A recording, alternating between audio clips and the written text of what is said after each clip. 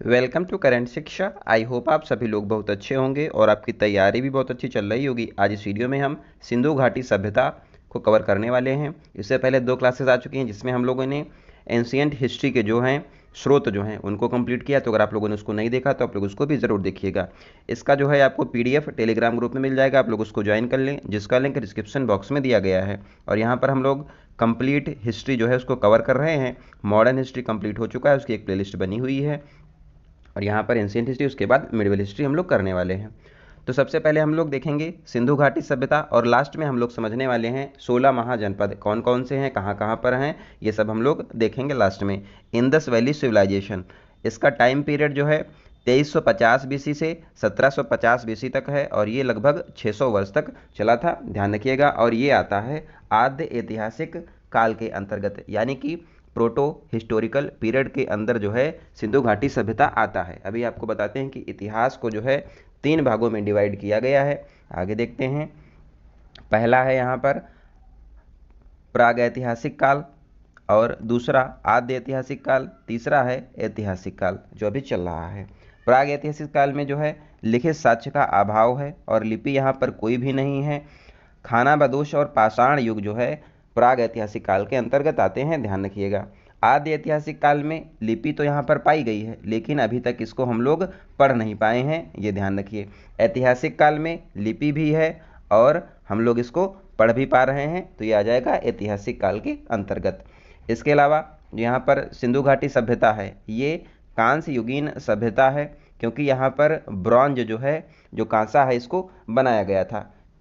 तांबा की जो उत्पत्ति है ये पहले हो चुकी थी और कांसा इन्होंने टिन से मिलकर, कॉपर और टिन से मिलकर इन्होंने ब्रॉन्ज यानी कि कांसा बनाया, इसलिए इसको जो है कांस्य युगीन सभ्यता कहा जाता है। तीसरा पॉइंट है भारत की पहली नगरीय सभ्यता, यहाँ पर सिंधु घाटी सभ्यता है। दूसरी जो है महाजनपद काल को कहा जाता है। नगरीय व्यवस्था इसलिए कहते हैं क्योंकि यहाँ पर जो पैटर्न था घर बनाने का, कॉलोनी बसाने का, वो सब मॉडर्न अभी जो है जैसे होता है हम लोगों के वहाँ। देखो बीच में क्या है, चौराहा टाइप का है और इधर रोड हो जाएगी, इधर रोड है और इधर घर बनाए गए हैं। ये सब क्या है, बहुत ही अच्छे से यहाँ पर वेल प्लान्ड करके बनाया गया और नालियाँ भी बनाई गई थी, ड्रेनेज सिस्टम भी बहुत अच्छे से था। और जो घर हैं इनका मुंह जो है अपोजिट डायरेक्शन में था, ऐसे इधर को जो मुंह है इनका घर का होता था, गेट यहाँ पर होता था। और ये जो है इनके जो रोड है इधर मुंह नहीं था, ये ध्यान रखिएगा, क्योंकि यहाँ से अगर रहता तो लोग घरों में झांकते और लोग जो है घरों के धूल उल भी जाती, ये सब बहुत कारण हो सकते हैं। यहाँ पर घर जो है अपोजिट डायरेक्शन में इधर को थे, अंदर की तरफ, ये ध्यान रखिएगा। पहली बार 1826 में जो है पहली बार चार्ल्स मेसन ने जो है सिंधु घाटी सभ्यता को खोजा था, ध्यान रखिएगा। अब इसका जो सिंधु घाटी जो सभ्यता है इसका जो विस्तार है ये त्रिभुजाकार में है, क्योंकि देखो अफगानिस्तान, पाकिस्तान और भारत, यहाँ पर जो है इसका विस्तार है सिंधु घाटी सभ्यता का, ध्यान रखिएगा।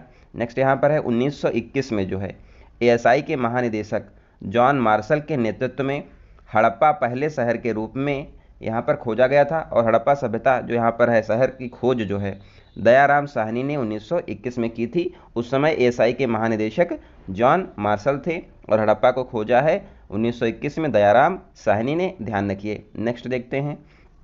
अब सबसे पहले इसका विस्तार कहाँ से कहाँ तक है, एग्जाम में यहाँ से क्वेश्चन आता है, तो ये ध्यान रखिए। देखिए विस्तार की बात की जाए तो उत्तरी विस्तार जो है हड़प्पा सभ्य यहाँ पर जो है सिंधु घाटी सभ्यता का मांडा जम्मू कश्मीर में, और ये चेनाब नदी के किनारे स्थित है, ध्यान रखिए।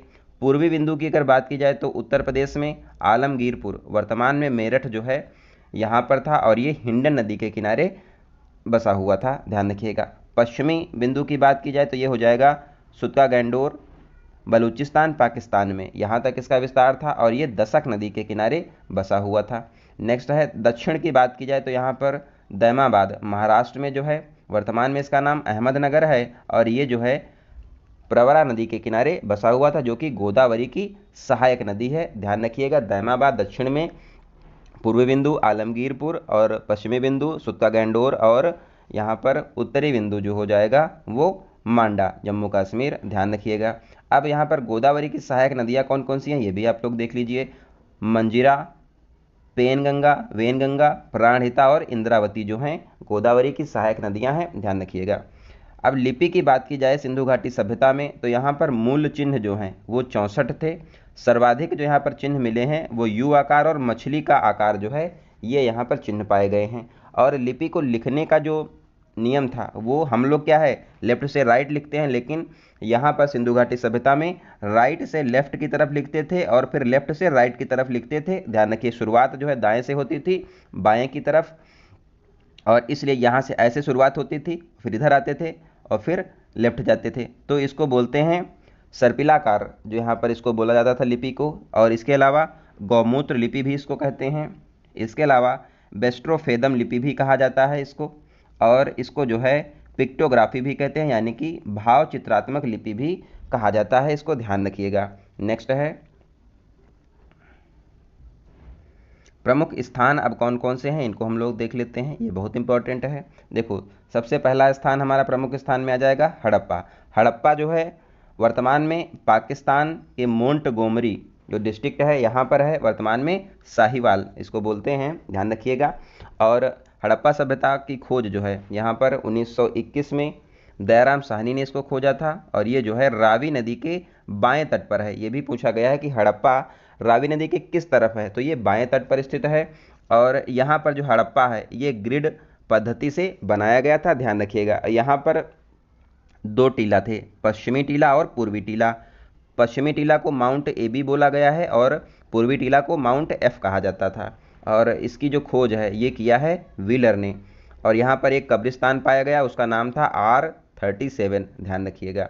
नेक्स्ट है, अब यहाँ पर देखिए जो हड़प्पा सभ्यता है इसमें अभी आपको बताया कि पश्चिमी भाग और पूर्वी भाग दो भाग होते थे। पश्चिमी भाग दुर्ग होता था, यहाँ पर उच्च जो लोग होते थे वो रहते थे, और पूर्वी भाग में जनता रहती थी। लेकिन एकमात्र शहर जो हड़प्पा यहाँ पर सिंधु घाटी सभ्यता का है धौलावीरा। धौलावीरा गुजरात में स्थित है, और इसकी खोज 1967 से 68 में JP जोशी ने किया था। और हड़प्पा सभ्यता का एकमात्र ऐसा शहर है जो पश्चिमी, पूर्वी और मध्य भाग में विभाजित है, ध्यान रखिएगा। सिंधु घाटी सभ्यता को हड़प्पा सभ्यता कहा जाता है क्योंकि पहला शहर हड़प्पा ही मिला था, तो ये ध्यान रखिएगा। दूसरा शहर मोहनजोदड़ो मिला था, ध्यान रखिएगा।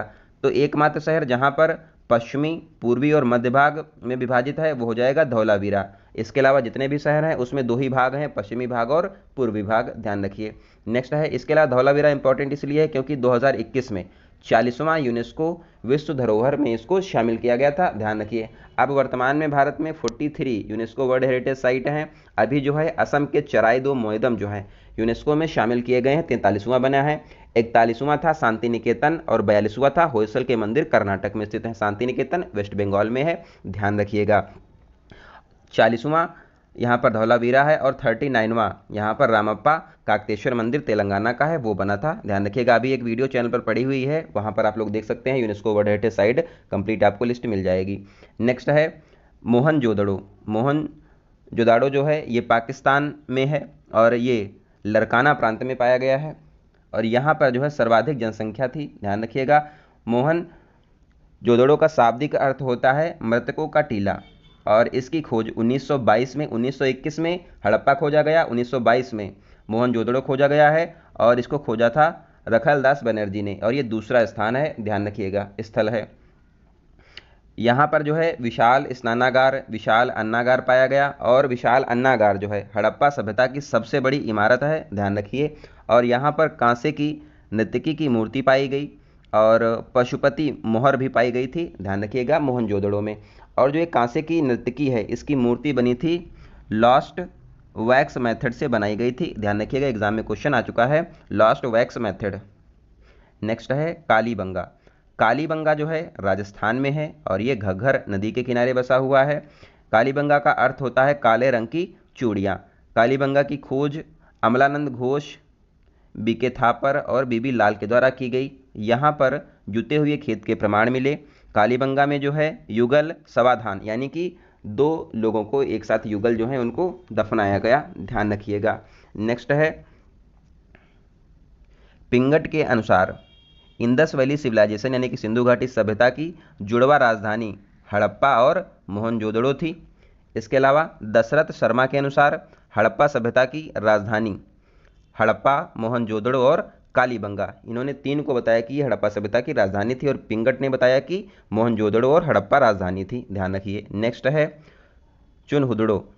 चुनहुदड़ो जो है पाकिस्तान में है और यहाँ पर मनके बनाने के कारखाने खोजे गए हैं और इसकी खोज मजूमदार और मैके के द्वारा की गई थी। नेक्स्ट स्थल है लोथल। लोथल गुजरात में है, भोगवा नदी के किनारे स्थित है और लोथल जो है सिंधु घाटी सभ्यता का एक बंदरगाह है। ध्यान रखिएगा। नेक्स्ट है राखीगढ़ी। राखीगढ़ी हरियाणा में स्थित है। हड़प्पा सभ्यता का सबसे बड़ा संग्रहालय जो है यहीं पर है और राखीगढ़ी जो है भारत में हड़प्पा सभ्यता का सबसे बड़ा स्थल भी राखीगढ़ी है। ध्यान रखिएगा। नेक्स्ट है बनावली, ये भी हरियाणा में है और यहाँ पर मिट्टी का हल पाया गया है। नेक्स्ट है रोपड़। रोपड़ जो है पंजाब में है, सतलुज नदी के किनारे ये बसा हुआ था और यहाँ पर मनुष्य के साथ कुत्ते को दफनाया गया है। कहाँ पर? रोपड़, पंजाब में। ध्यान रखिए। नेक्स्ट शहर हमारा है सुरकोटदा। सुरकोटदा जो है गुजरात में है और यहाँ पर घोड़े की हड्डियों के अवशेष पाए गए थे सुरकोटदा में। ध्यान रखिएगा। रंगपुर गुजरात में है और यहाँ पर चावल के साक्ष्य मिले हैं। चावल के साक्ष्य जो है लोथल में भी पाए गए थे। ध्यान रखिएगा। कर्णपुरा राजस्थान में है और कोटदीजी यहाँ पर पाकिस्तान में है, ये भी पूछा गया है। नेक्स्ट है अब कुछ विविध यहाँ पर जो चीज़ें पाई गई उनको देखते हैं। देखो सिक्के जो यहाँ पर थे सिंधु घाटी सभ्यता में ये बने थे सेल खड़ी धातु से। जौ और गेहूं जो है मुख्य फसलें थीं। एक श्रृंगी पशु ये भी पाया गया है यहाँ पर। और हड़प्पा सभ्यता की समकालीन सभ्यताएं जो हैं हो जाएंगी। चीन की सभ्यता हुआंगहो नदी के किनारे बसी थी और मिस्र की सभ्यता नील नदी के किनारे बसी हुई थी और मेसोपोटामिया की सभ्यता तो है दजला फरात नदी के किनारे बसी हुई थी और ये इराक में है। ध्यान रखिएगा।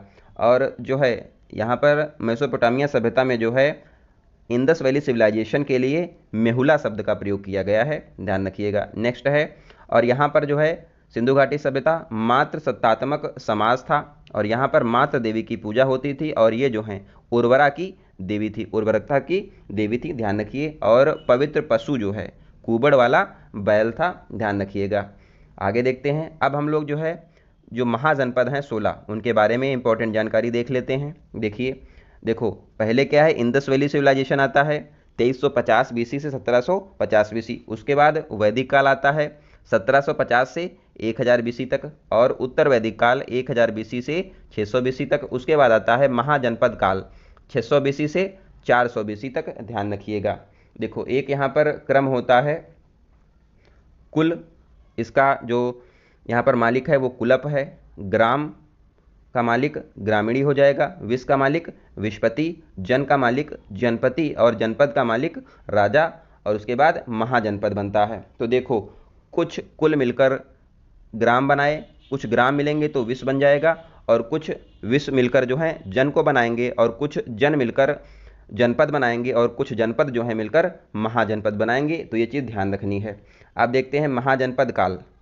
देखो यहाँ पर क्या है लोहे का व्यापक प्रयोग किया गया है महाजनपद काल में और महाजनपद काल को दूसरा नगरीकरण भी कहा जाता है। पहला सिंधु घाटी सभ्यता था। यहाँ पर कृषि अधिशेष जो कृषि है ये प्रमुखता से होती थी।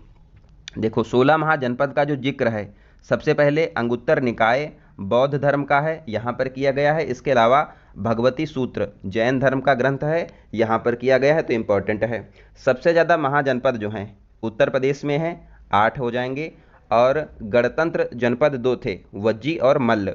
वज्जी जो है 8 गढ़ों का शहर था, यानी कि छोटे छोटे, जैसे अभी क्या होता है कि छोटे छोटे डिस्ट्रिक्ट मिलकर एक स्टेट बनाते हैं, तो वैसे ही 7 गण जो शहर मिलकर हैं वो वज्जी को बनाए थे। ध्यान रखिए। अब इनको मैप में एक बार देख लेते हैं, उसके बाद हम लोग इनकी राजधानी और डिटेल देख लेंगे। देखो भारत का नक्शा तो ये हो गया। अब आप लोग देख पा रहे होंगे कि यहाँ पर कंबोज और गांधार है, तो ये क्या है कि भारत के बाहर हैं। 2 शहर जो यहाँ पर महाजनपद हैं ये बाहर हैं, कंबोज और गांधार। ध्यान रखिएगा। अब भारत में जो है यहाँ पर कुरु, मत्स्य, सूरसेन, अवंती यहाँ पर मध्य प्रदेश में, असमक जो है साउथ इंडिया में है गोदावरी नदी के किनारे, चेदी, वत्स, कौशल, मल्ल, पांचाल, वज्जी, काशी, अंग और मगध, ये सब क्या हैं मैप में आप लोगों ने देखा। अब हम लोग जो है राजधानी देख लेते हैं और इंपॉर्टेंट जो फैक्ट हैं वो देखते हैं, क्योंकि यहाँ से क्वेश्चन आपको एक मिल जाता है एग्जाम में। आइए देखते हैं। सबसे पहला है मगध, जो कि सबसे पावरफुल था मगध, और इसकी राजधानी राजगृह और गिरिवराज यहाँ पर थी इसकी राजधानी, ध्यान रखिएगा। और ये जो है पटना और गया का जो यहाँ पर क्षेत्र है बिहार में, यहाँ पर फैला हुआ था। अंग की राजधानी चंपा थी और ये भागलपुर मुंगेर बिहार में था, ध्यान रखिएगा। अवंती जो है इसकी दो राजधानियाँ थीं, उत्तरी अवंती की राजधानी उज्जैन थी, दक्षिणी अवंती की राजधानी महेशमती थी और ये मध्य प्रदेश में था, ध्यान रखिएगा।